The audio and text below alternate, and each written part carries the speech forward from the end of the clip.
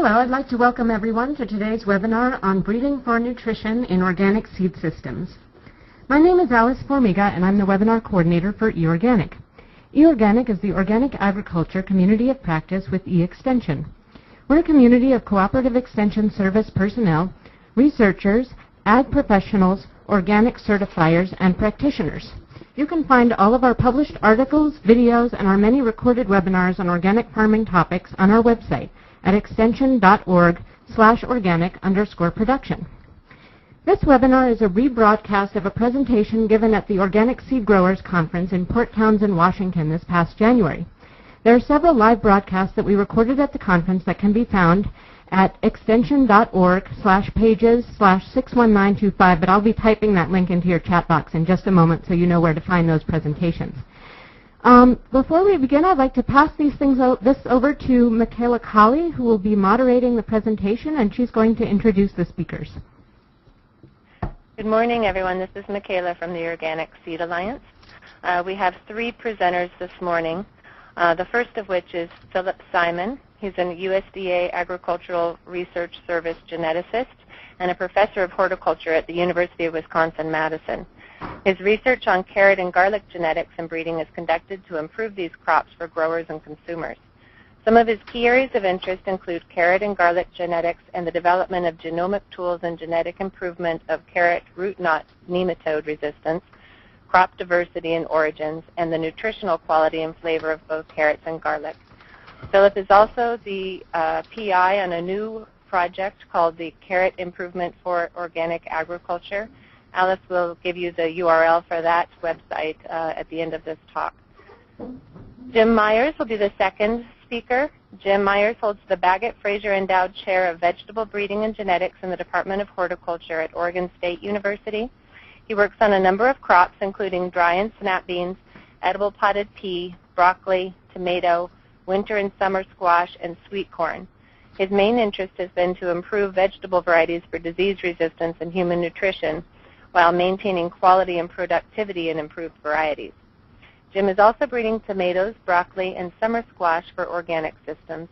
His latest variety release is the high anthocyanin tomato Indigo Rose. The third presenter is Walter Goldstein. Walter Goldstein grew up and received his education in Washington State, but now lives in Wisconsin. He has bred corn under organic conditions since 1989.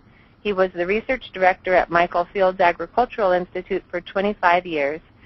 He has recently begun a research and education organization called the Mandamin Institute for breeding nutritionally valuable crops and promoting healthy farming practices. The speakers will be giving their presentations for about an hour, and then we'll have half an hour for questions and answers. If you pass it off to Dr. Phil Simon. Thank you, Micaela. Welcome to this webinar. I'm joining you from Madison, Wisconsin. I appreciate the introductions from Alice and from Micaela. And with that, I'll proceed to present my seminar on breeding for nutrition, discussing some of the prospects and challenges for plant breeders. To give a little bit of background on this subject, please be reminded that there's a close connection between plants and people that grew with the domestication of plants about 10 or 12,000 years ago. Certainly domestication of plants and animals was one of the most significant human achievements and put us in a position today where we're completely dependent on domesticated plants and animals as sources of food. I like a paraphrase of a statement of Jacob Bronowski's, which says that humans first domesticated plants, but then in a sense, crops domesticated humans in allowing us to develop into civilizations and societies that we have today. With this process of domestication, initial efforts were to develop staple foods to feed the first civilizations, and these include crops such as rice, wheat, corn, potatoes, which are major sources of calories for humans today, as they have been for many years. In addition to the domestication of these staple foods, the process of domestication also involves bringing in a collection of fruits, vegetables that provide us not only the major calories that we have in our diet today, but also a collection of compounds called phytonutrients. The major compounds that provide fat, protein, and calories in our diet. The domestication of fruits and vegetables also brought a collection of compounds that we refer to as phytonutrients to the diet. Phytonutrients include a broad range of compounds, and in some cases include those major so-called macronutrients, carbohydrates, oil, and protein, but in addition include minerals and vitamins as well as provitamins, and I'll talk a little bit about those as we go along here.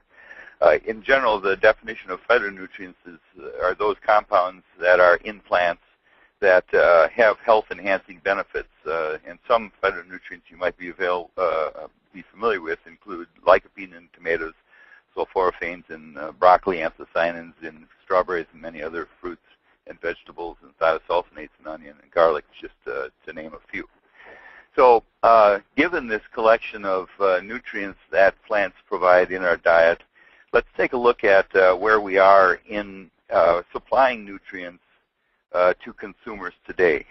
In this process of domestication, we've achieved this supply of nutrients fairly well, but there's still some nutrients that, even given our broad diets available today, we're short in our intake.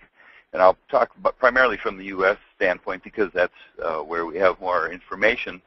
And if we look at nutrient intake in the U.S., there are a few nutrients that actually we get from plants that fall in the category of being shortfall nutrients, meaning that their intake is at about half of what is recommended for the U.S. population.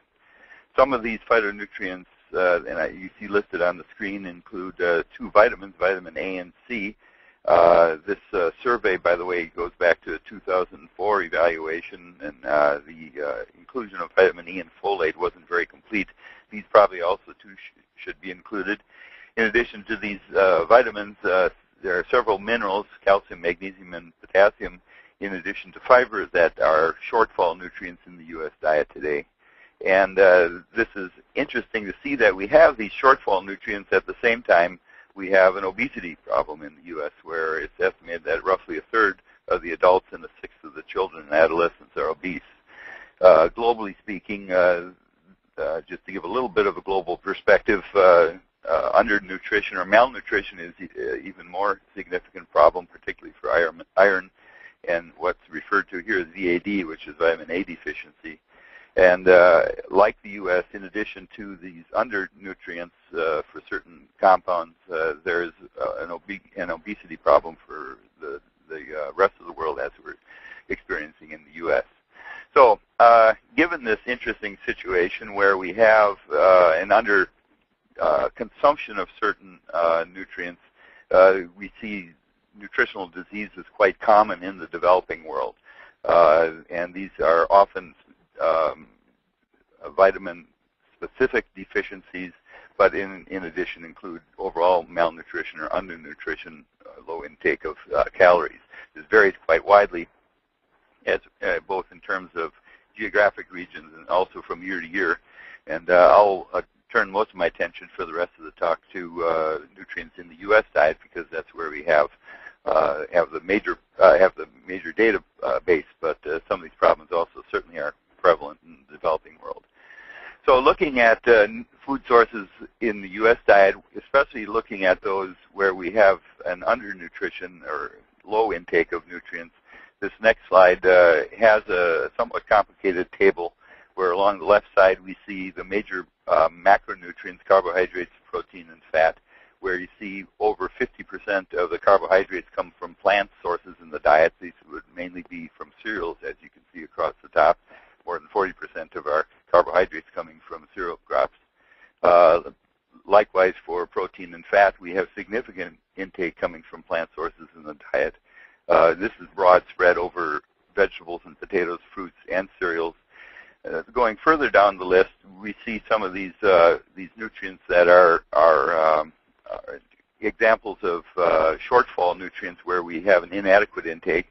Vitamin A, vitamin C, some of the B vitamins, folate, and on the bottom of this fiber. So you see that plants in our diet, crop plants, are major sources of these shortfall nutrients, vitamins A, C, folate, and fiber. And notice on this chart that vegetables and fruits are major sources of many of these shortfall nutrients, as you see listed in the table. Vegetables and potatoes in particular are major sources of these nutrients in our diet. So given this background, the fact that we do have some malnutrition or shortfall nutrients in the U.S. diet, and already we get some of these nutrients from these shortfall nutrients from fruits and vegetables, where are we at in the process of understanding which particular foods contribute to the U.S. nutrient intake for these particular nutrients in our diet? So to look at this question, I was involved in a group looking at the whole issue of breeding plants for human nutrition. And with this team effort, we looked at this very question of where we get specific nutrients in our diet. Starting with a look at where we get vitamin A in our diet, notice that this is a shortfall nutrient, that you got 2 asterisks, so more than 30% of the vitamin A in the U.S. diet comes from vegetables and potatoes. What are those vegetables and potatoes in the U.S. diet that contribute to vitamin A intake? Well, in the case of vitamin A, all of our vitamin A we get from plants ultimately comes not directly as vitamin A, but rather as these orange pigments that you see in this cucurbit and papaya in this slide. These orange pigments are precursors to vitamin A, and in fact, these orange pigments are very rich sources of vitamin A.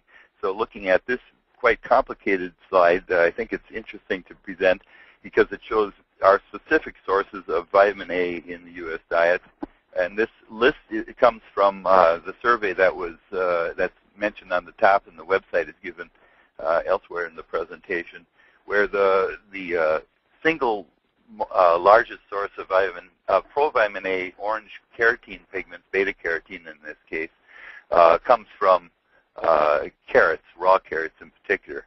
So roughly 18% of the carotenes in the diet, as you can see at the top of the slide, comes from carrots. As we go down this slide, you see additional nutrients, additional food sources of this nutrient listed. And so overall, then we can get some idea then where this vitamin A precursor, beta-carotene, comes from. Again, this is interesting from the standpoint of the question, knowing where these nutrients come from, what can we do as in a plant breeding setting to look at improving nutrient intake. So that was with vitamin A. Vitamin C is another one of these nutrients that falls on this shortfall list. Where do we get vitamin C in the diet? Not surprising, vitamin C, its major source in the U.S. diet comes from orange juice. You can see roughly 18% from canned unsweetened orange juice. And the way the survey is taken, you see different forms of orange juice listed, unsweetened and undiluted, for instance. But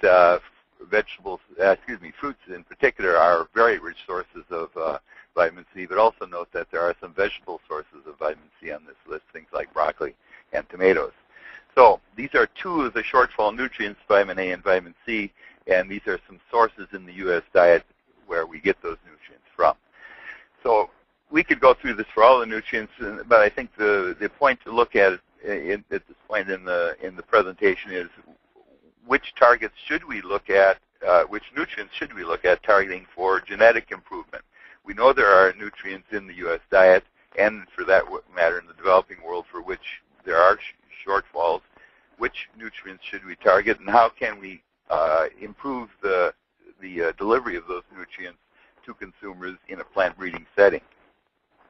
With this kind of thinking, we need to look at questions like, should we look at nutrients that are already rich in vegetable sources, let's say?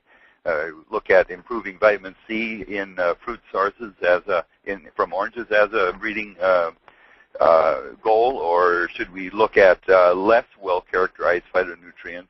Those would include things like the anthocyanins, sulforaphanes, and sulfonate compounds I mentioned earlier that occur in crop plants, in particular fruits and vegetables.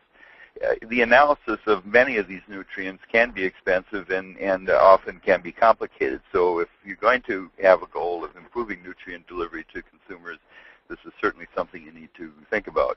With some of the nutrients, we also need to be aware of the fact that there tends to be some change in opinion as to whether these compounds have as potent a nutritional value as they may or may not, in particular with some of these newer discovered phytonutrients. And then finally, I'm looking at this perspective from a plant breeding view. Is plant breeding really the best way to improve nutrient quantities in fruits and vegetables? Because in some cases you can improve certain nutrients, say in garlic, by altering the production practices of the crop. And also there are fortified foods where it may be easier to fortify in a processing way rather than breeding for nutrients. So looking at these things collectively, let's take a closer look at the question of breeding crops for improving the delivery of these provitamin A carotene compounds. I use this as an example partly because I work on carrots, and this is a major source of these compounds. And so the question is, how should we look at improving provitamin A carotenes in carrots, and how do we want to do that? A little bit of background: these orange pigments that are in carrot roots actually occur in green leaves, and they're essential for photosynthesis. I mentioned before that vitamin A itself is not present in plants, but rather these vitamin A precursors that are derived from these compounds when we eat them. And that in addition to the fact that we have shortfall nutrients for vitamin A in the U.S. diet, vitamin A is a major deficiency worldwide, even though there's not much over deficiency in the U.S. So what can we then do in the setting of agriculture to provide more vitamin A from the carotenes of fruits and vegetables for U.S. consumers? Well, one way, simple way, would be to increase the productivity of crops that provide these nutrients if, in fact, crop production is a limitation. In fact, for most crops in the U.S., we don't really have too much limitation on how much crop we can produce, but in the developing world, the ability to actually produce these crops can be a limitation. Another thing that can be done is to look at a range of crop varieties that are already available and ask the question, which are the better varieties that provide vitamin A amongst that collection you're looking at. This would forego the need to actually do some new plant breeding effort, because it may be that what you need is already on the shelf. It's just a matter of using it. And finally, you might take an effort to increase genetically increase the provitamin A carotene content of a crop like carrots in a breeding program. But in addition to actually increasing the vitamin content, another way to increase intake of vitamins is to encourage consumers to increase more of a commodity. And so there are indirect ways to increase nutrition intake by enhancing consumption with efforts like improving flavor and improving convenience of fruits and vegetables. So given that range of possibilities, let's say that the approach taken is one of breeding for higher content of nutrient in a vegetable. One question we asked in this review was, is there genetic variation in the crop germplasm in the range of crops that's out there today? Is there genetic variation that we can tap into in a plant breeding program to improve nutritional content?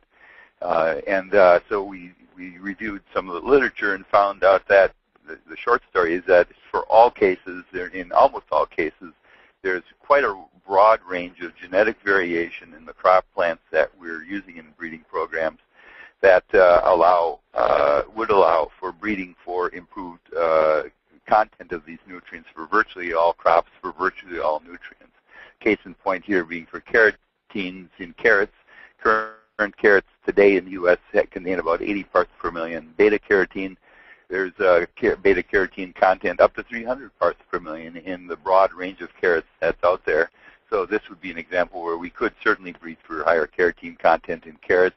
Similarly, going down the table, we see commodities like spinach. We could breed for almost double the carotene contents in spinach. we could breed for much higher carotene content in broccoli and so on down the list. And so in this survey, we looked at not only carotenes, but we also looked at vitamin C. There's also there's some genetic variation noted for vitamin C content in oranges that indicate a possibility for breeding for higher vitamin C in this particular commodity. So given this, then we, just to reiterate very briefly, there are some nutrients that are shortfall nutrients in the diet. There's variation for nutrient content that we could breed for in most of these nutrients in the plant breeding program, in addition to other breeding activities we might want to undertake. I didn't include minerals in my other part of the presentation, but minerals too vary widely in a wide range of genetic variation of crops that we have. So there's lots of opportunities for breeding for improved nutrition in crops. And this is not only, I mentioned fruits and vegetables predominantly, but in agronomic crops there already has been some effort to improve nutritional value in breeding programs for specific phytonutrients. Some cases in point being the Quality Protein Maize Project, which is breeding for higher lysine, amino acid lysines in maize for some time. The Harvest Plus program looks at increasing carotene contents, provitamin A carotene content in corn, but also in cassava and sweet potato, iron in beans and millet, zinc in rice, and wheat. And there's quite a bit of effort in agronomic crops looking at improving cooking oil quality, in other crops looking at fiber quality, and finally at starch quality. So beyond these agronomic crops, there are many opportunities also in horticultural crops, fruits and vegetables, for capturing that genetic variation that exists in these crops and improving the nutrient and phytonutrient content.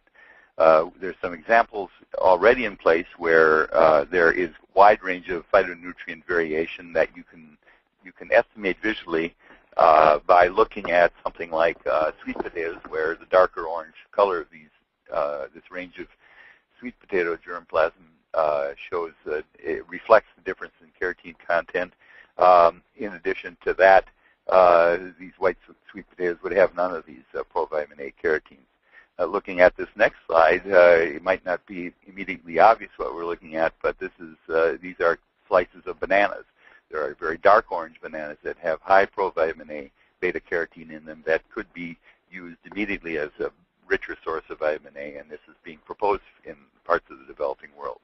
Similarly, in tomatoes, there's range of variation in color that reflects carotene content, and even in crops like cucumber, which is what this is, there is genetic variation within cucumber where we could tap into this to develop high beta carotene cucumbers, which is an effort that John Navazio and I have been involved in. So if we look at this range of genetic variation for compounds, look at the range of variation within crops, there are many examples for carotenoids, vitamin C, other vitamins, protein, and calcium, that where horticultural crop breeders have taken some effort to look at capturing this variation and developing more nutritious crops today.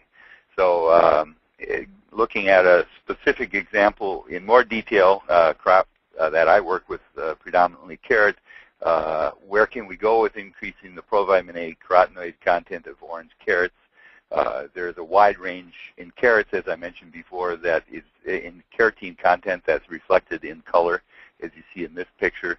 And in breeding for carotene content, we've doubled carotene content from the progenitor carrot shown in the middle of this slide to the darker orange carrot on the left, and tripled it to the carrot on the right in a simple, straightforward, classical plant breeding type of a program.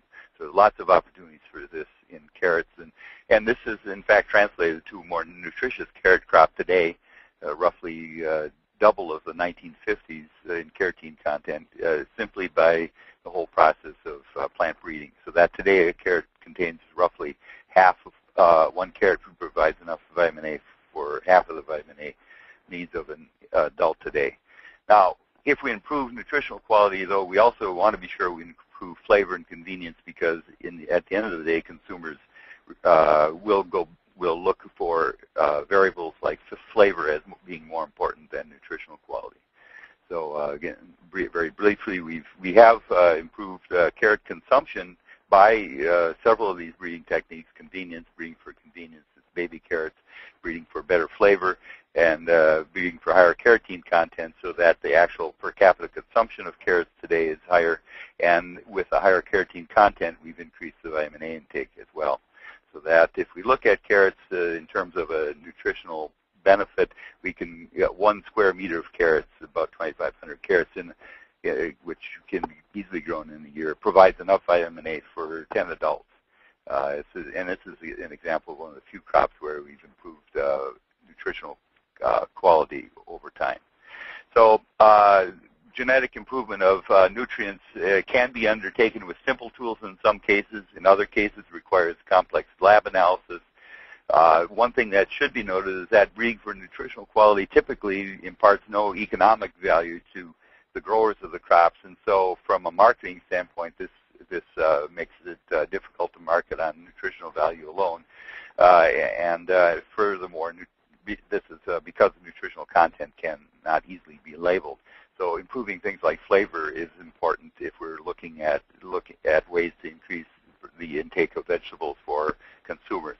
So this really is a team approach to improve nutrient intake that may start with breeders, but certainly involves growers, marketers, nutritionists, and others to keep us moving along. In fact, we've made lots of progress in improving the farm values of nearly all crops in plant breeding programs, but we haven't made a lot of progress in improving nutritional value. I won't present the information for time reasons today, but there are good indications that there are not only health benefits to be had from improving nutritional value from fruits and vegetables, but there are also economic benefits. And again, for purposes of time, I see I'm running a little bit late, so I will quickly go through this. But as we look at this whole question of improving nutritional value in plant breeding programs, we need to go back to the question of what crops are we going to focus on, what nutrients, and what tools are we going to use to improve nutritional value. This can involve improvements at many levels, both ranging from the field to the home kitchen, and the issue of value to the grower, and it might relate to labeling of nutrients, is important, because if the grower can't reap any benefits, they likely will not be included in an improvement program. But in any case, improvement of nutrients in a plant breeding program is a team approach, so that whereas we've made lots of progress in domesticating plants and animals, and in fact humans today are dependent on these domesticated crops and farm animals, we really have a responsibility, given the fact that we have genetic variation and tools to improve nutritional quality as we're moving forward in agriculture today. This will not be a simple task. It requires some teamwork and likely international cooperation as well. But in the end, like these individuals of 150 years ago, where production of crops is a team effort, similarly improvement of crops is a team effort. And just want to briefly mention some sources of funding for my program, which I'm very grateful for. And with that, finish this seminar. Thank you very much. Okay, now I'm going to hand things over to Jim Myers.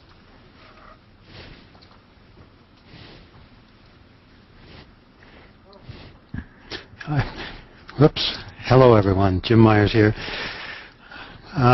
What I want to talk to you today about is an example of a horticultural crop that already is pretty nutrient dense, but we've, I guess, added value to the crop, and that's tomato. What we have worked with, this is something that Phil didn't spend a lot of time talking about, were the phenolics and flavonoids.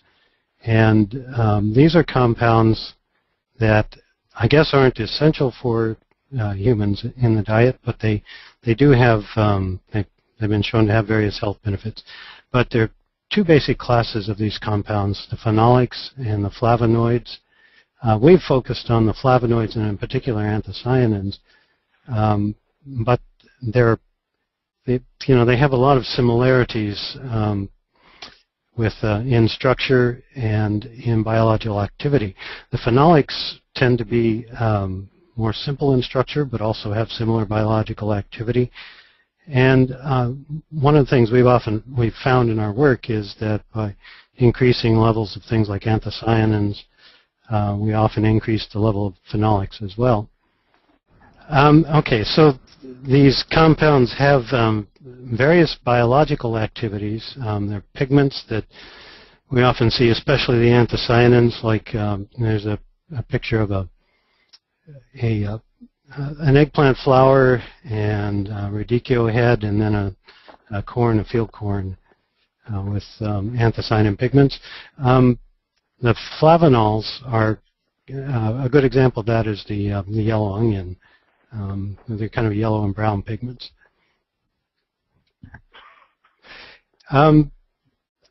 The health benefits that people have identified are things like anti-allergenic ability, anti-inflammatory, antimicrobial, anti-carcinogenic, and antioxidant. That's a term you hear quite a bit nowadays. I always have to add a caveat here in that we really aren't exactly sure how flavonoids work in the human body. They don't appear to be antioxidants directly, but may act through other antioxidant systems. Some of the possible health benefits have been anti-carcinogenic properties, and then the improved cardiovascular function. This is related, I think, to the anti-inflammatory abilities. So why work with tomatoes in particular? It is second in per capita consumption among vegetables after potatoes. Phil has already shown some of the nutritional advantages or benefits to tomatoes, and with the carotenoids and vitamin C.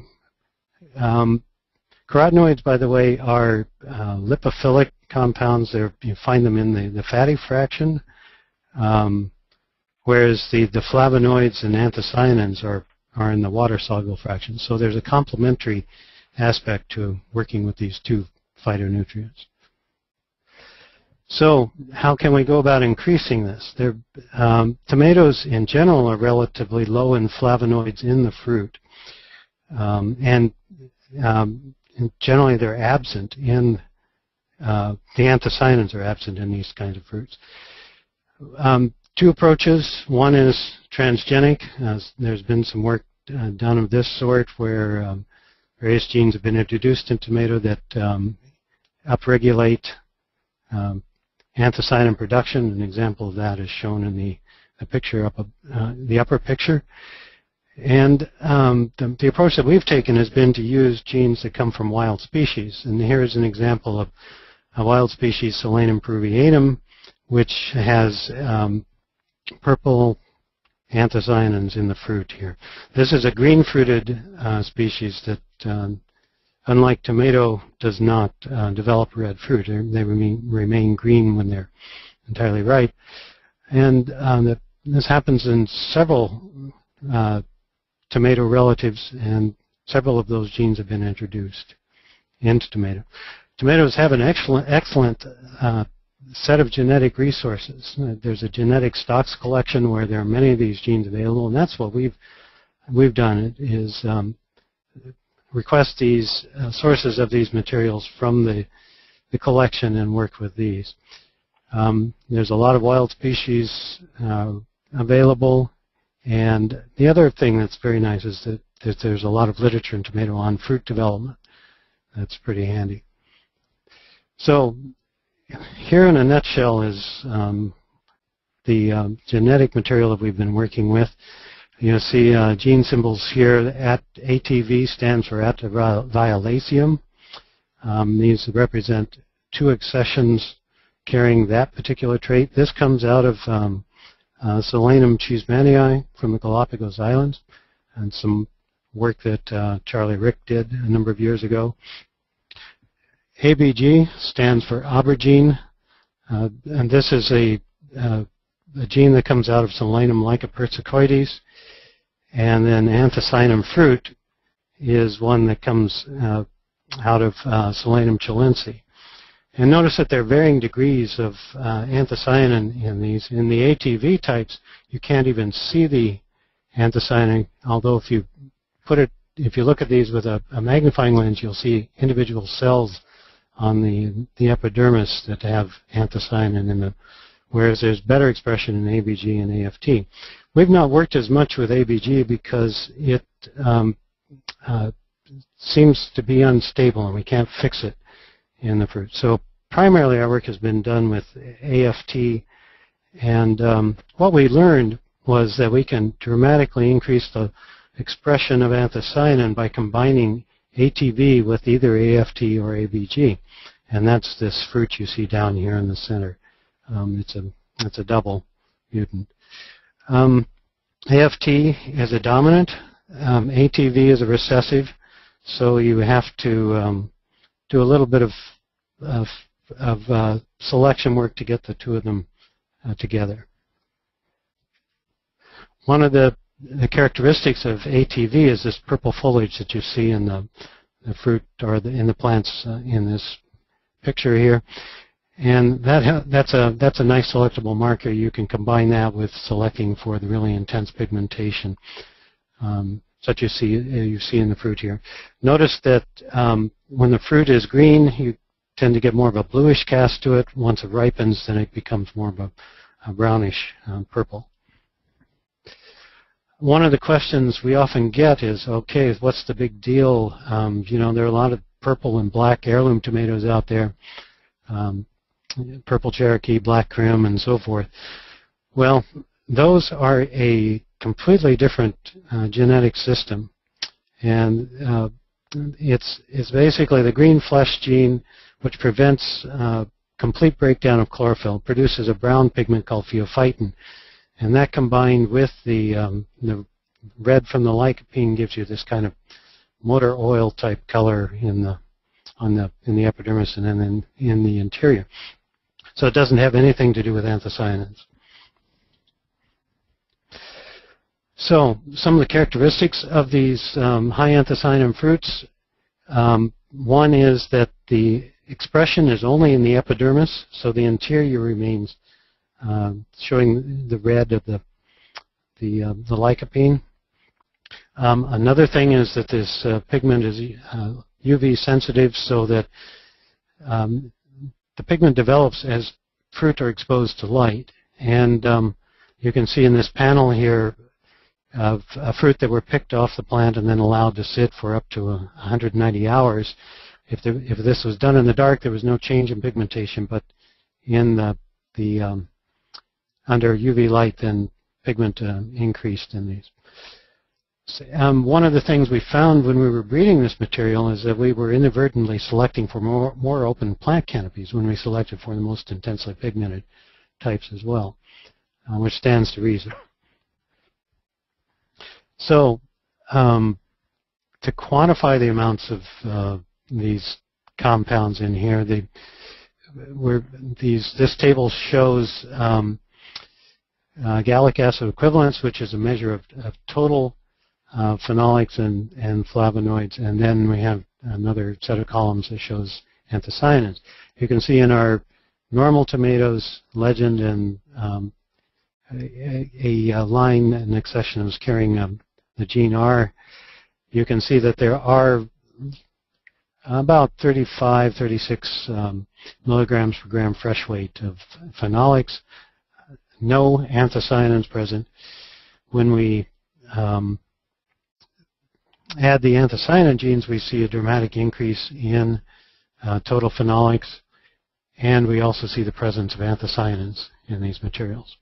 And in small fruited types, this can be up to 459 milligrams per gram fresh weight.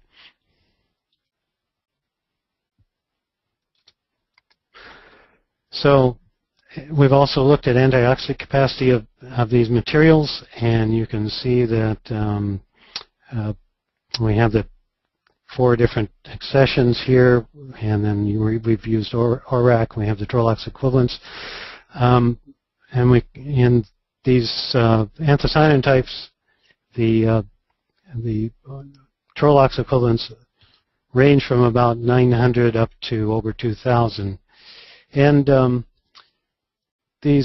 what's interesting to me is I don't have the data shown here, but we've also looked at carotenoids, and there are maybe 1/10 of the antioxidant potential of the anthocyanins in these materials. So another thing that we've looked at is what happens if you manipulate the pathway. This is the pathway for the production of flavanols and then ultimately anthocyanins. They're a branch of the branching off from the Naranjan chalcone molecule, and this is where we think AFT and ATV act, and these seem to be regulatory genes that regulate the enzyme that produces anthocyanins. But you can block this pathway, and what you see happening is that what should happen is that we should see an increase in the accumulation of flavanols like camphorol and quercetin, those yellow-brown pigments. And we were able to do this by taking additional mutants from the genetic stocks. There's anthocyanin absent and anthocyanin without, and we produced these triple mutant lines. And in this picture on the left, you see the anthocyanin fruit type showing the anthocyanin present. And then when we add the anthocyanin without, then we don't see the pigment as strongly. In the AFT-ATV type, we do see a little bit of pigment expression, which was something surprising to us. And when we measure these, they do have very high levels of phenolics.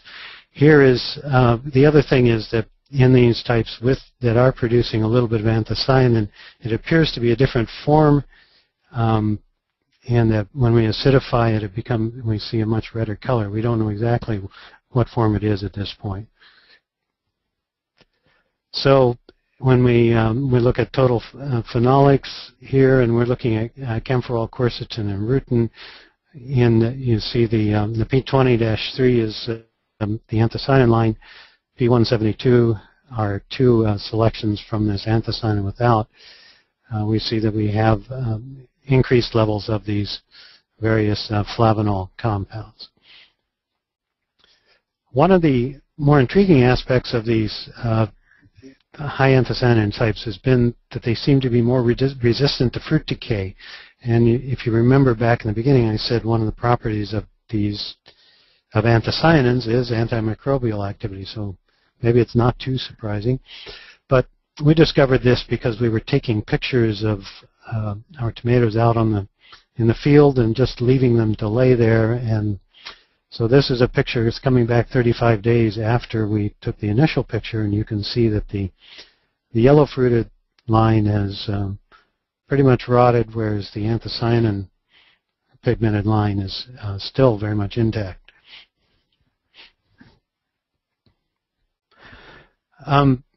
There's still a lot more genetic variation to investigate. We've started doing this by looking at the Solanum lycopersicum cerasiforme core collection, and we've documented some of the variation in phenolics in this material.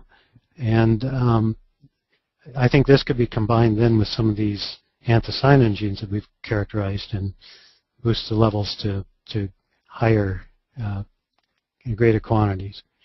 So I would finish my talk there, just an acknowledgement of various people who have worked on the project with 3 graduate students and a number of other individuals who supported this work. So thank you very much.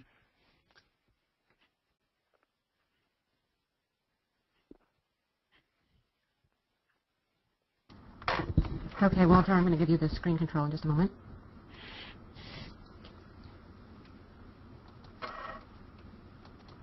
Okay, Walter, just click on the screen once to activate it and unmute your mic. All right. Yeah, this is Walter Goldstein. I'm Executive Director and Research Director of Mondawmin Institute in southeastern Wisconsin. And I'd like to talk to you today about some of the experience that we've had with breeding corn for nutritional value for organic farmers. Our particular emphasis has been on protein, carotenoids, and taste, and we've worked on it about 20 years or so, and I'd like to say a few things about what we've learned. In corn in general, there's been a tremendous increase in yield over time, but it's been accompanied by a decrease in grain quality in terms of nutritional value. In particular, breeding corn for yield has led to a progressive increase in the starch yield per acre, but what we're seeing is a decrease in the percentages of the protein content in the grain.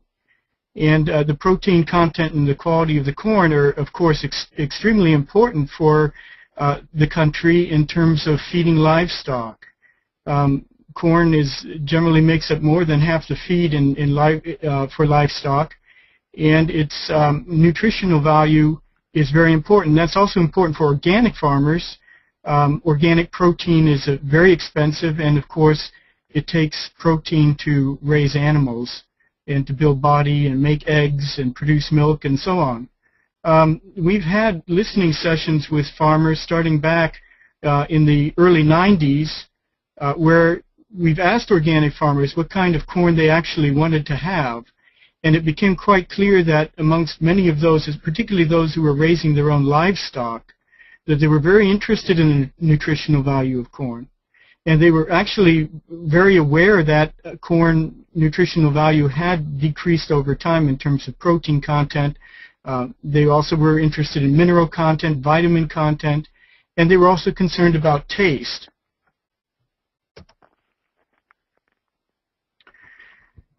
Just to give a little bit of orientation as to what kind of decline may have occurred over time, we recently analyzed a set of Native American corns from the Plant Introduction Station in Ames, Iowa. They had been grown there, and we analyzed their protein, oil, starch, and also the content of the essential amino acids lysine and methionine in the grain of those varieties. And we had, you can see, we had 14 Hopi flour corns, 4 mixed flour and flinty corns. We had Hopi Mexican June derivatives. We had 11 varieties derived from other tribes. And we also, just for check, we put in values that we had for some of the Corn Belt dents. Nowadays, it's very common that we're running somewhere between 7.5%, 8% protein on our hybrid corn varieties. And you can see the enormous difference that we were seeing between that and the varieties, the Native American varieties. Now, these weren't grown side by side. Nevertheless, we do have this kind of experience when growing some of these older varieties relative to Corn Belt dent varieties over time, that this is a kind of, we can see similar differences to this, though not always so extreme. Also, when we look at the lysine and methionine content, we see that, as particularly with these flour corns, that they're very high in lysine and methionine. Now, lysine and methionine are very important because they're essential amino acids, and they, if we go back, we can see that that we're practically having not only about double the protein content, but almost double the essential amino acid content in these flour corns relative to Corn Belt dent. And this sort of gives you an idea that there may have been a decline in terms of nutrient density, actually a very strong decline, even though, even while we celebrate the fantastic improvement of corn for its yielding capacity on a per acre basis. The Native American corn isn't the only corn that we may look at in terms of being a treasure chest for nutrients and nutrient density. If we go to the Amazon and look at some of the multi-allurone corn, we can see that it has very high levels of minerals, protein, potentially more B vitamins, and also phytosteroids. And this has to do with the fact that it has not only a high protein content and a high essential amino acid content, but also because it has multiple layers of the allurone. The allurone is this little layer of tissue beneath the pericarp, the outside sort of skin of the seed, And in the case of these Amazonian corns, they can have up to 7 layers relative to normal corn, which only has 1.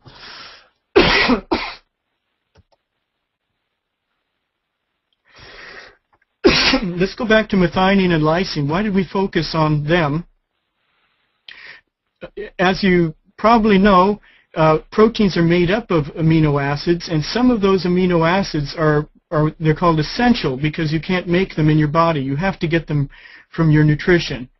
And methionine and lysine are generally regarded as being the primary limiting amino acids for humans, for hogs, for poultry, and for dairy cattle.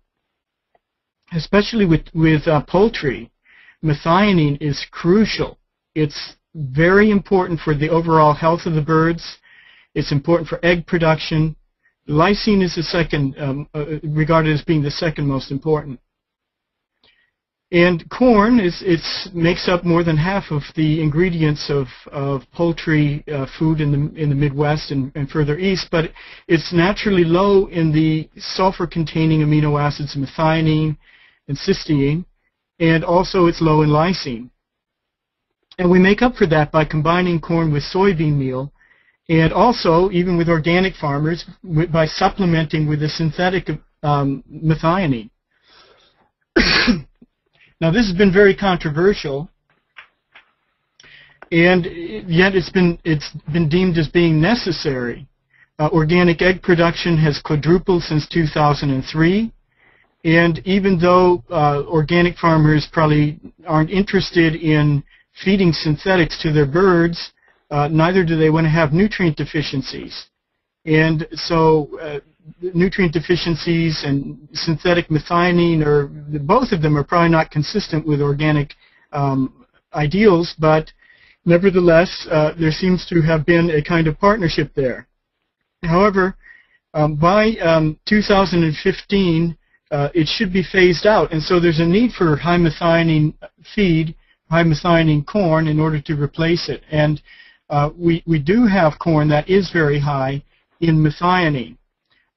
In order to be able to breed for it, we needed to have a quick test, and we utilized a near-infrared spectroscopy for measuring quickly methionine and lysine.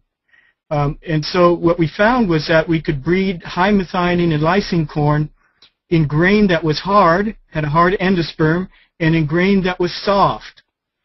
Now, the hard endosperm types differed in that if we're going to have a hard endosperm type that was high in methionine, it by necessity had to be very high in protein.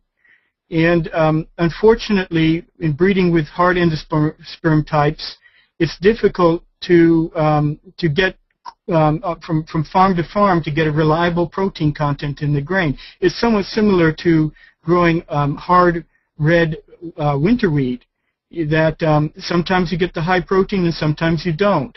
And so that makes it a little bit more problematic.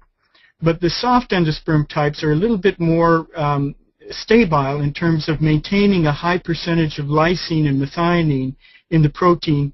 They're not as closely tied to the protein content of the grain. We have been working with partners who've done feeding trials with broilers and layers, and that was Organic Valley, and also with the University of Minnesota. And our trials showed that our high methionine corn, soft endosperm, could replace synthetic methionine without losses. On working with those soft types of corn, we discovered that, well, the one that we first worked with, which possessed the flowery 2 gene, was associated with a lower seed weight and a lower yield. But we have found soft types that don't seem to have that problem, and we've continued to work with them. Now, in general, breeding high methionine and high lysine corns, they are higher in protein content, and we expect there will be a yield penalty. The farmers are not going to get the same yields. But we do also expect that when we're utilizing the best of our cultivars, we're going to be having more protein being produced per acre. I'll show you some high performance liquid chromatography data here. This is the wet chemistry method that's generally used to analyze grain. And here you can see normal corn. These actually is the average of 1,903 values for corn. This is done over many years. Actually, the protein content of corn has sunk over time. I think 9.5% it would be considered to be high protein now. We're seeing, as I said, generally between 7.5% and 8% protein in normal corn now. And we're generally seeing, instead of 0.21%, we're seeing about 0.17, 0.18% methionine. Now, contrast that with the hard kernel methionine corn, 28 different varieties, and you can see that the protein content difference and the difference in methionine. And look at here at the flowery 2 corn, and you can see the difference in protein content with the normal corn, and also the difference in the methionine content and in the lysine content. There's a strong increase for both of those associated with working with this type of corn. When we've taken this corn out onto farms and we've tested it on large-scale conditions, we aren't achieving the same protein levels as we're achieving on our test plots. They're lower, and on average of 3 different farms where we were testing the soft kernel type, we had only 10% protein. It was still high by the standards of normal corn, but not as high as what we'd seen in our test plots. However, with this flowery corn, it's still maintaining a rather high level of methionine and lysine, and so that's the benefit of using these soft kernel types. Now, going back, you'll recall that I said we developed a quick test that's a near-infrared spectroscopic calibration, and it's non-destructive. We pour the seed through a machine that throws light at the seed. It bounces off, the spectra are changed, and patterns in the changes of the spectra have been found empirically to correlate with the essential amino acids of methionine and lysine and cysteine. And so we've been looking at these 3 essential amino acids and doing these calibrations. This was work that was done at Iowa State University at the Grain Quality Lab with Charlie Herberg and his group, and with funding from the state of Wisconsin and other places, USDA. And what we discovered was that we had broken the essential relationship between protein and essential amino acids that has bedeviled other attempts in the past to derive these sort of correlations. The problem is this, is that generally the essential amino acids are components in protein. And when you do this kind of calibration, you end up just estimating the essential amino acid content based on the protein content of the grain. It's just simply a mathematical relationship. However, you can see what's happened here is that if we look at the correlation between the protein content and the actual values for lysine and methionine, you can see that the relationships are rather low.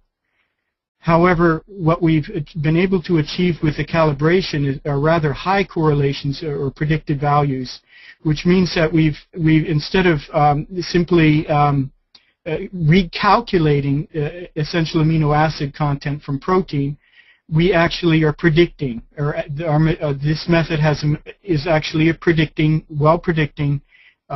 the essential amino acids. So we've actually made a rather large breakthrough by being able to do that. Now, looking at our hard endosperm types, which are these little red triangles, this is a set of S3 lines grown on 2 different sites. And you can see here what we're looking at is the percentage of protein in the grain of those S3 lines and the percentage of methionine in the grain. And this is for a particular population. What we did here was we developed hard endosperm high methionine varieties and soft endosperm high methionine varieties out of the same population. And you can see the advantage that we have here, that we have a higher methionine content per amount of protein with that soft endosperm type. So that's leading us, of course, to be going in the direction of working more with the soft endosperm types. Here's a little bit on the trial that was done with broilers at Organic Valley and layers at the University of Minnesota. The palatability of the soft kernel cultivars in both set of trials was very high. They actually had to restrict feed of the soft endosperm types to avoid feeding frenzies. We are hoping in the future that we will be able to do larger trials.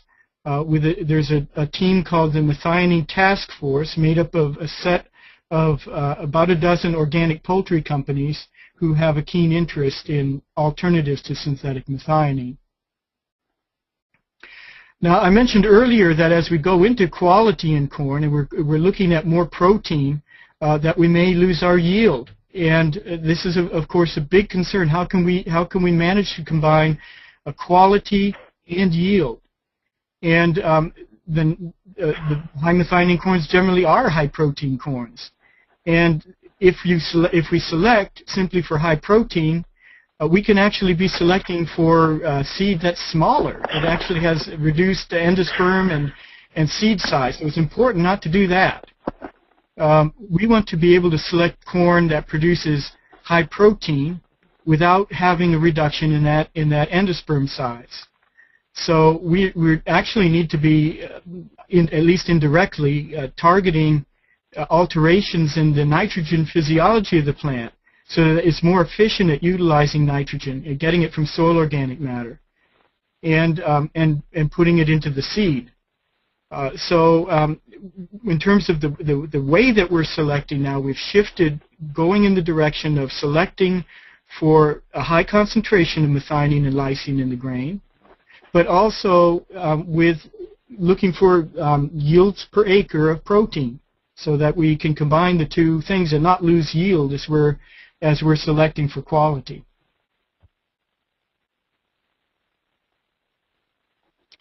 How are we doing? Well, in 2009, we took a set of our new hard endosperm hybrids, and we tested them out on 9 organic and 9 conventional sites. And that was done together with the U.S. Testing Network, which is a group of smaller companies, and also with USDA. If we looked at what kind of yields we got on the organic sites, our hybrids yielded 87%. Of what the other conventionally developed hybrids were yielding. On the conventional sites, lower, 81%. And the best yielding high methionine hybrids on all organic sites were HM11 and HM2, which yielded 94% and 91% as high as the average for all the elite hybrids that we tested. It's fairly typical, and this seems to happen very often, is that the best high methionine hybrids on the conventional sites are not the same thing as the ones that yield well on the organic sites. They were HM1 and HM6, and they yielded 88% as high as the average elite hybrids tested. And in terms of the agronomic characteristics, they were very similar to the other hybrids in terms of lodging, etc. Now, we also looked at quality, and to evaluate differences in grain quality, on one site we self-pollinated ears, and we analyzed them for quality. And the high methionine cultivars averaged 12.9% protein and 2.8% methionine on a total dry basis, and that's pretty typical for what we've seen in the past. That's about 43% more protein and methionine than is generally found in normal corn plants, in corn hybrids, in this study and in our studies on previous years. And if we projected yields of protein, we were producing approximately 1/3 more protein and methionine per acre than did the conventional hybrids, but about 13% less starch. So in terms of looking into the future and feeding the world, that makes sense. Why don't we go in the direction of breeding for nutrients per acre rather than just breeding for weight per acre? Phil addressed that a little earlier on, and maybe we can talk about that more in our discussion. Phil also talked about carotenoids, and I would like to point out that corn is a very valuable source of carotenoids. He mentioned that also. But one of the ways in which we get carotenoids is through eggs. When we feed chickens when we feed chickens corn, the carotenoids are accumulated in the yolk, and it turns out that the yolks of eggs are perhaps one of the best ways of getting carotenoids into the human body. Apparently the cholesterol in the egg is very important in terms of actually getting the carotenoids into the bloodstream of people. And we can really do something here with respect to turning yolks even oranger. And in fact, on some of our high carotenoid corns that we feed on my own farm, we end up with yolks that are sometimes looking as orange as pumpkins. And if you look at some of the retinoid active carotenoids in the grain of the corn, we look over here on the far right. We see a Northrop King, a NC Plus check, which was a decent, well-colored hybrid, and we compare it with some of the populations that we have been selecting for carotenoid content. You can see that it is possible simply by selecting for visual orange, bright orange, and bright yellow to be able to increase the carotenoids in the grain. Now, finally, I'd like to touch on the issue of taste, which has been mentioned also by my fellow contributors here. However high it yields, somebody has to eat it. And they're only going to eat so much, and it may not taste as good as it should. And it also, not only is it a question of nutrition, it's also a question of enjoyment of life. I'm showing you here a picture of some cattle that were eating one of our corns. The farmer greatly appreciated this corn. It was derived from native corn.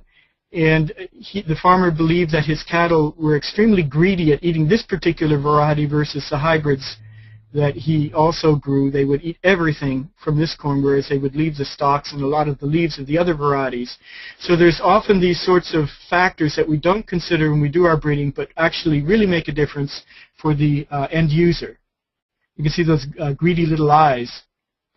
Now, we've tried to get to the issue of taste in a simple way, in a screening procedure, and this was our best attempt to do it. What we did was we took our breeding lines and we would make little cakes from them, and we'd replicate 2 small cakes made very simply from a mixture of corn flour, water, salt, and baking soda. We had to be very careful with the salt in terms of the amount that we put in there, because we could really bias things.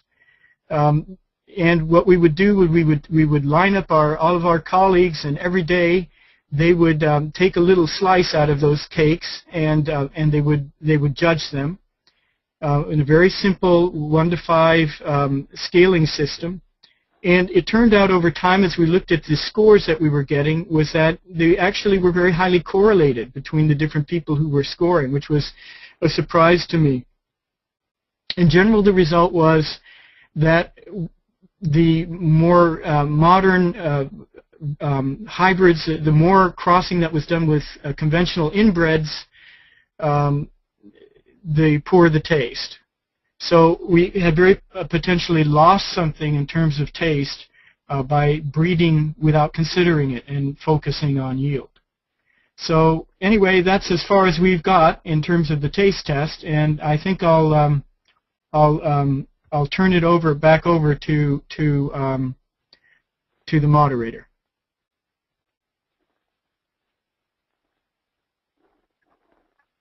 Okay, Micaela, you may want to unmute your microphone. We're about to begin our question and answer session, and for anyone who missed the beginning of the presentation, you can use the question box on your screen to type in questions and hit return. If you don't see the question box, you can just click the small plus sign next to the word question to open it up. This webinar has been recorded, so if you missed any of it, it will be posted to the eExtension website, and I'll be I have the link up on the screen. It's under upcoming and archived webinars. And if you have additional questions after the webinar, we have the contact information of the speakers as well as various useful websites such as the Organic Seed Alliance, a Novic website which is about improvement of different vegetables, and a carrot improvement website that Phil and Micaela are involved in. Micaela, I'll turn it over to you for the questions. Thank you, Alice. So the first question here is going back to Phil Simon's presentation. This is for Phil. In the chart that shows oranges as being the largest contributor of vitamin C to the USA diet, is that because more oranges are eaten than other fruits and vegetables, or is it because oranges as a fruit have a much higher level of vitamin C than, say, broccoli or peppers? Can you hear me? Yes. Okay, good. Thanks for the question. I appreciate you asking it because it's a point that I should have emphasized more. So those values that were presented, it's a combination of the amount of fruit or vegetable eaten and nutrient content. So if oranges provided something like whatever it was, let's say fresh squeezed unsweetened orange juice provided 20% of the vitamin C content, that's a combination both of the vitamin C content of that product and the amount that was taken in, and so it really is a combination. Okay, great. A few more questions going back to your presentation. Vitamin A versus provitamin A, can you explain the difference between the two? Sure. That's another point that really is worth clarifying. So the orange pigments of carrot and sweet potato are primarily beta-carotene and alpha-carotene. When we eat beta-carotene, that 40-carbon compound is cut in half and hydroxylated, and each half becomes a vitamin A molecule. So these are called provitamin A carotenoids, something like beta-carotene, because when we eat them, they're converted to vitamin A. There's other carotenoids like lycopene, which has more of a red color, which when we eat them do not form vitamin A. They may have very good nutritional aspects to them, but they do not. Those nutritional aspects do not include becoming vitamin A when we consume them. Great, thank you. Another question for you, Phil. How is beta-carotene content in carrots inherited? It's inherited. Well, among orange carrots, it's inherited by a relatively complicated collection of genes, probably about 12 different genes involved that control the difference between a carrot of 1950 that maybe has about 50 parts per million carotene and a modern carrot which has 3 times as much. So it's relatively complicated. Now, the difference between white carrots and yellow carrots and orange carrots is only one gene difference, even though those single genes have a very large effect. Beyond those single gene effects that account for the major color categories, within a color category like dark orange and light orange, it's several genes. And do you know if that's similar to the inheritance in other vegetable crops? Yes, in general, variation in intensity of color of a given color category of a crop is controlled by quite a few genes in most cases. And does carotene degenerate with age? So is there more of it in fresh carrots? It accumulates. To answer the question a little more broadly, during the growth of a carrot, it accumulates roughly in a curve similar to the growth of the root. So a very young carrot looks pretty pale. As the carrot is matured and you're getting closer to the harvest time, it doesn't continue to get very much darker. Once you harvest the carrot, there's actually a range of answers that seems to be out there. It changes a little bit is the overall answer. And some studies have found that it might increase a little bit when you store your carrots in a fridge, and some found no change, and some studies found a little bit of a decrease. So not a lot of change, and the direction is not clear at this point. It may depend on the carrot, because these studies were done with different carrots. Great, and this question could go to any one of you, but it's come up a couple of times. Could you, Phil, speak to the relationship between the health of the soil and the nutrient profiles? How much of an effect does that have? Just a real quick answer from my perspective. Generally, the conditions of the soil and of the climate that are optimal for the plant to grow will, in most cases, be optimal for the nutrients that I was talking about. And there's some nutrients that are sort of stimulated by disease or something like that, but in general, from at least in carrots, the nutrients that we've looked at, the happier the carrot, the better the growth conditions, there tends to be a higher nutritional content. Maybe not a big difference, but that's the overall trend. Okay. So you might say something about selenium and garlic? Well, yeah. So in that case, that was an example of where you can actually enhance the nutritional content of quality of garlic by adding selenium to the soil. There's not a lot of selenium typically in soil or in garlic because most of the selenium that's in garlic is what is picked up in the soil. So you can enhance nutritional quality, at least from the standpoint of selenium content in garlic, by adding more to the soil. I will point out that there's been some studies in crops like wheat where you can increase things like iron content with breeding methods, breeding approaches as well. But this selenium in garlic is one where soil amendments make it a lot easier to increase selenium content than breeding for it. Walter, would you like to comment on that topic before we move on to another question? Well, I tend to agree with Phil, and the question was interesting because it had to do with soil health, and soil health has to do with root health, and root health has to do with the ability to obtain nutrients from the soil. And unfortunately, our experience has been in the Midwest with the widespread use of the corn-soybean system with inadequate returns of organic matter, that there is a lot of root disease and in our farming systems. And I look forward to the day when more research can be done between relationships between root disease caused by farming systems and the trace element nutrient content of our crops. There's no doubt that selecting for Roundup Ready systems in the Midwest has led to problems with trace element uptake by crops. And that's an issue that has to do with breeding. It has to do with the use of chemical farming systems and so on. It has to do with trace elements in plants. And most of the presenters have commented on this. I just want to point out that all of the examples of breeding for nutrition that were presented today were all bred with classical plant breeding methods.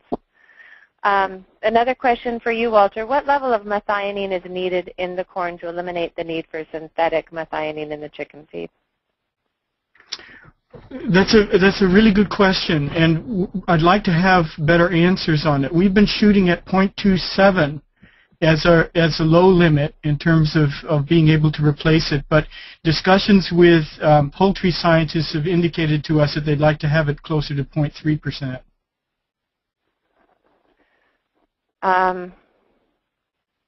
And does genetically engineered corn have lower methionine and lysine? That's a good question. I'm not sure what the question is referring to, if that's in comparison to... I don't know the answer. Go ahead. What do you know of it? It's really difficult to do research on genetically engineered corn versus non-genetically engineered corn. You see, we run into problems with the companies. They don't. You have to get permission in order to do that kind of research. And but I would tend to wager that that's not the key issue. The key issue is that generally by selecting for corn that just produces a lot of bushels per acre, we're gradually selecting for corn that has less protein in it per acre, so that if Monsanto's right and we need to get 350 bushel per corn, 350 bushel per acre of corn, what's the protein content going to be? Right now, we're seeing a lot of 7.5%. Will it go down to 5? And if it goes down even more, how much more soybean meal are we going to have to feed in order to be able to feed our animals?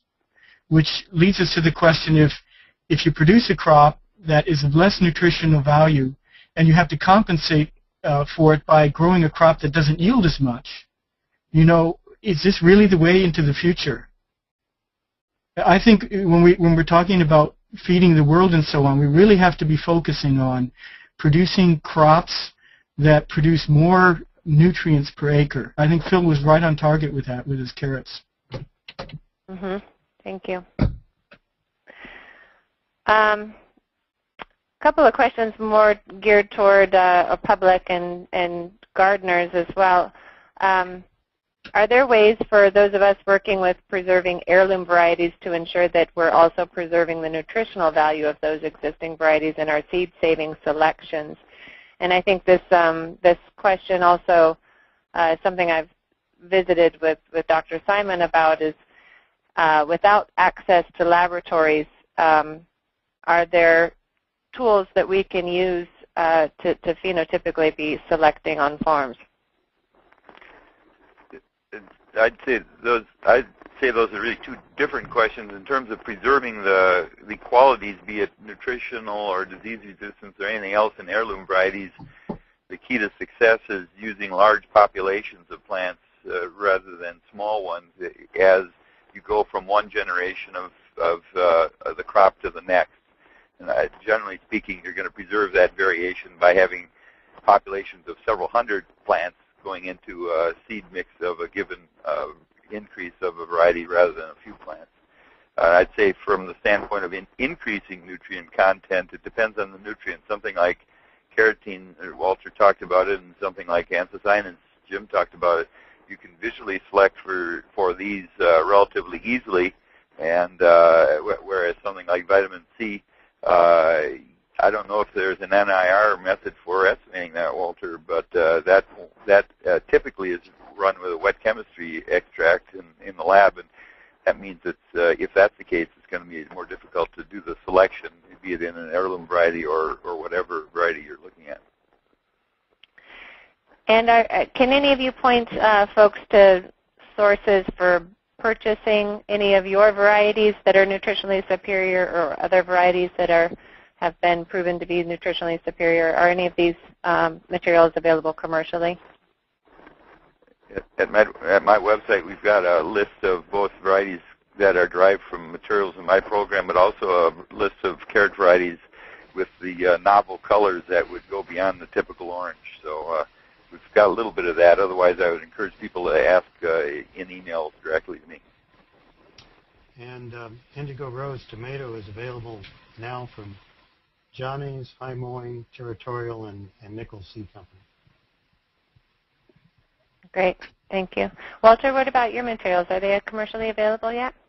Not yet. We're working on that. Okay.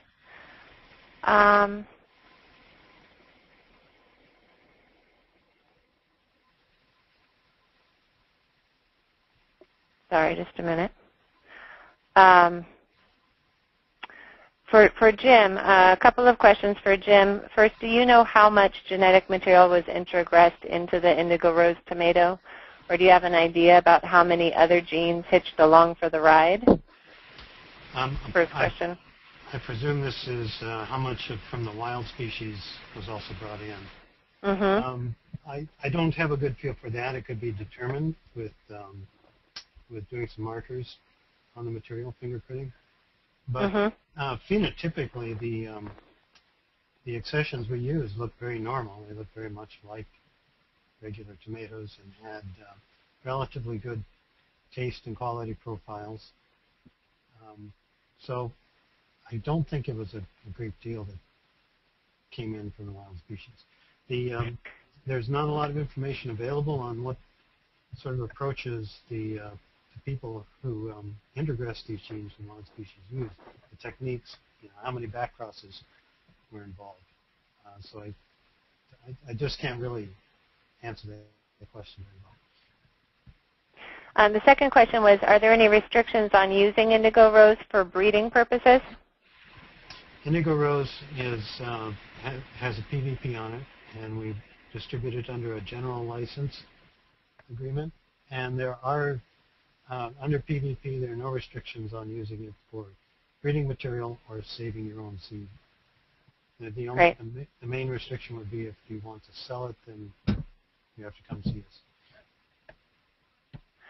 Another question, does anyone have recommendations of labs where folks can send samples for nutritional levels to be analyzed at a reasonable cost rate? Good question.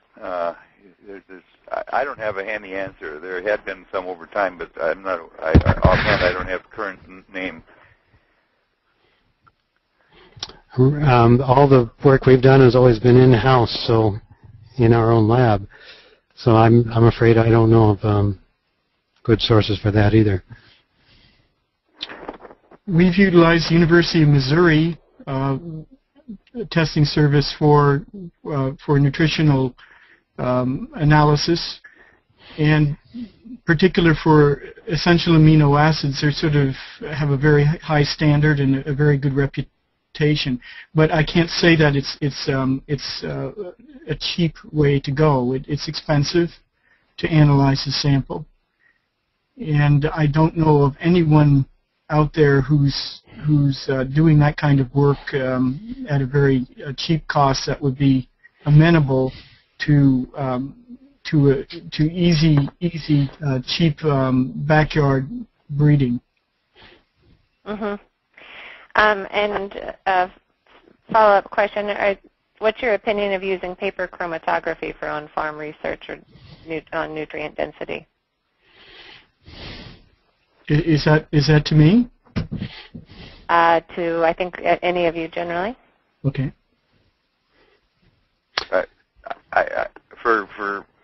I would not say it's particularly a desirable way to go. It could be done, but it would take a fair bit of expertise and setup that most people would have difficulty. I'd have difficulty doing it in my kitchen. Okay. It's paper chromatography, I think, would be good for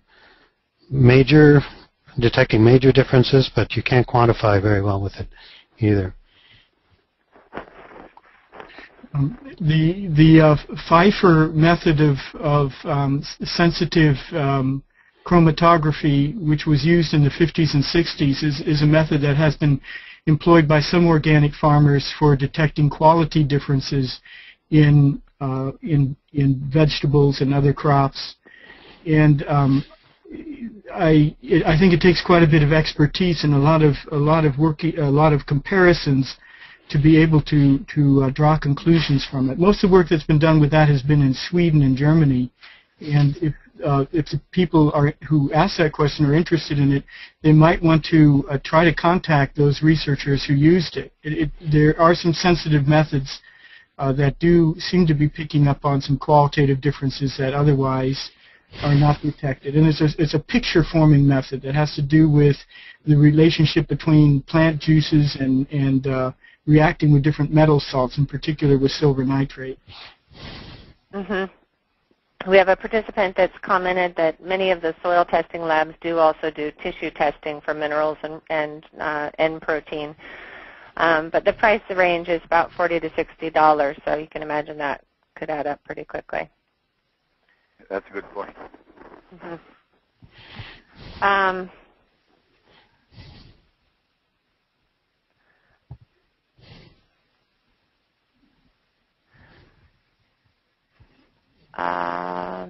Sorry, folks. I'm just trying to catch up here. Good. Micaela, while you're looking, Micaela, I see there's Yes. an audience question on the chat box. Is there a difference between vitamin content in carrots that would be peeled as opposed to unpeeled? And the answer is, for orange carrots, no. Okay. Phil, is there a difference between the core and the cortex on carrots in terms of... There is a difference between core and the cortex. Generally, people would eat a cross-section of a carrot, be it peeled or not. But the core tends to be more bland in flavor and sometimes has more off flavors, and also can be very different in nutrient content, usually less nutritionally rich, but sometimes more so. And Phil, cooking carrots, does that greatly reduce the content of the provitamin A? Or Not does it much. have There's a bit of a trade-off. If you eat whole carrots, depends on how well you chew them, sometimes they can go through your digestive tract a little too quickly and not get the full impact of the nutrients coming through that digestive process. Carrot juice, raw carrot juice probably is the richest way to go. Cooking softens them up and makes the nutrients a slight bit more bioavailable quicker, which can translate to actually a little better uptake, even though there's a slight degradation of the pigments to the tune of 20% with really hard cooking, usually more like 5% with the typical cooking. So it's not a big difference. I guess I would add that with flavonoids and anthocyanins, they're water soluble, so when you cook them or you put them through a boiling process, you do lose them unless you retain the water. Now, if you steam or bake, you're more likely to retain those pigments. Just as a add-on point, Jim, with dark purple carrots, the cooking water does become purple, but the carrots actually do stay purple, very purple. But just it's the difference between the different cell structure of the fruit and root, I guess. Phil, another question, and that is, when you increase the carotenoid content of your carrots, does it change the flavor at all? Generally, no. Some high carotene carrots do have a bad flavor, but it comes along with a larger genomic variation that comes with that carrot, so generally not. On some crops, I've heard people say that it does alter the flavor, but we haven't really noticed that in carrots. Are there any papers on methods that any of you would recommend for determining nutrient levels? Are there any good reviews? For methods of nutrient measurement? Of determining nutrient levels? For example, how are B vitamin quantities determined? Are there visual or other simple methods that amateurs can use, or are high-tech methods needed? The best methodology is that used to generate the database that I referred to, which is sort of the Bible of nutrients in the U.S. Consumption arena. Those are the highest technology methods and not a home use methodology. I'm not aware of any publications. I wasn't aware of the publication Walter referred to. I'm interested to hear more about that sort of home evaluation of some nutrients. I'm not aware of other references on that topic. And are there any QTL molecular markers available for the phytonutrients that we discussed today? Yes. For carrots. For carrots, okay. Yes, for carrots. Are there QTLs for tomatoes? Yes, there's a marker for anthocyanin fruit. We've not been able to find one for Atroviolaceum.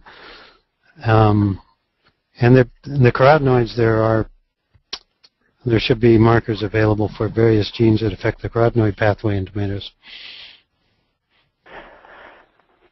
And same with the corn. For the carotenoids, there should be markers available.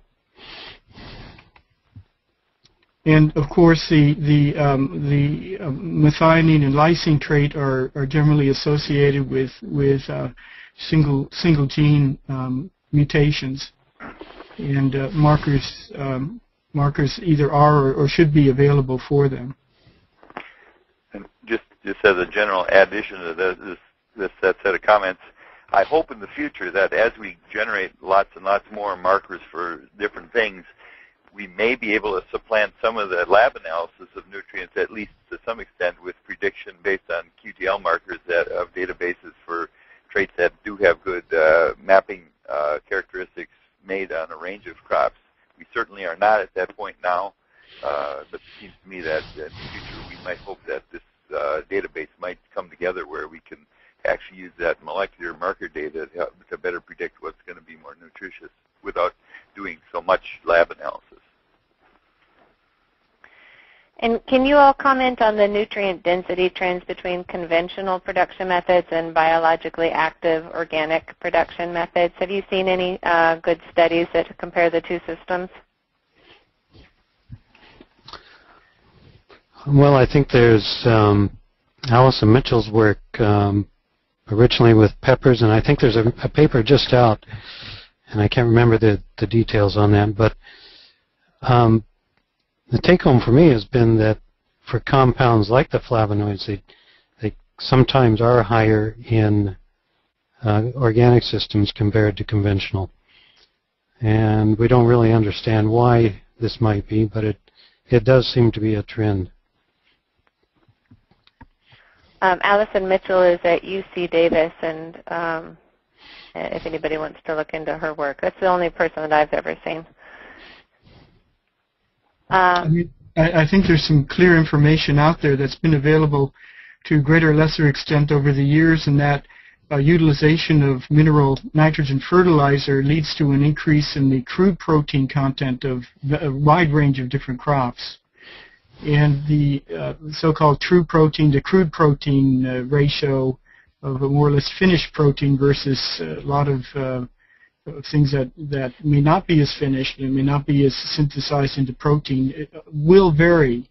A lot of the European quality research has been concerned with that. I think there's also a kind of a growing interest in the role that fertilization with mineral fertilizers has on secondary plant compounds, or the lack thereof, and in particular with an increase in susceptibility to particular fungi and so on. So I think there's links between the way that we fertilize, the way that we soil health, and nutrients and quality that are there. It's just that we're sort of in process of still studying them and better understanding them. So Walter, farmer-oriented question. Given that the different varieties of corn have different nutritional contents, and particularly the methionine, what questions should we be asking at our feed mill to make sure we're getting the best products for our chickens? At the feed mill, are there any? I'm not sure at the feed mill at the feed mill level that it's going to be so easy to get a lot of choice. If you really immediately want to get better quality, you almost need to go back to some of the older varieties in terms of protein and protein quality. Or to contact us and see if you want to join our network of people who are experimenting on the corn varieties that we're developing.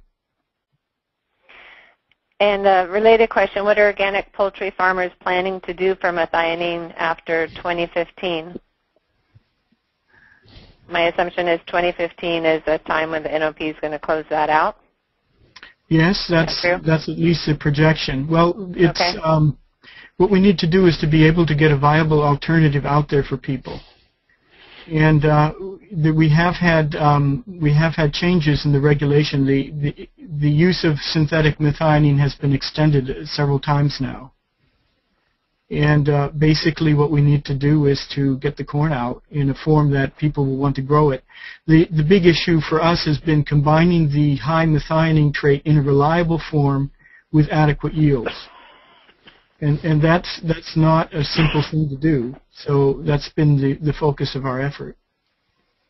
Do you expect that some of your materials will be commercially available by 2015 on a sizable scale? Yes, I'm certainly hoping so. We're working towards it, at least on perhaps not for the whole industry, but as coming out and available to some. So Phil, are there any losses in other vitamins as you increase beta-carotene in your carrots? Have you seen any reciprocal trend? We don't see any downside to that. We've looked for, to be honest, we haven't looked at a broad panel of nutrients, but we've looked a little bit at vitamin C from time to time, things like sugar, which isn't a vitamin, of course, but it's unrelated to sugar accumulation, which is important for flavor. I guess we've only really looked at vitamin C and a couple of B vitamins from time to time in carrots, and not very extensively. Doesn't seem to be associated with protein either. And similarly, it wasn't asked, but when you raise carotene content, it doesn't bring any problems of extra disease susceptibility or other things either. Well, I'm seeing now that it's 12:40, and we were scheduled to end at 12:30, but we've had a lot of good discussion, and I just want to thank everybody for attending and remind you that this webinar will also be available in archive form at eOrganic, or eextension.org, excuse me, at eextension.org. And with that, I think we're ready to end.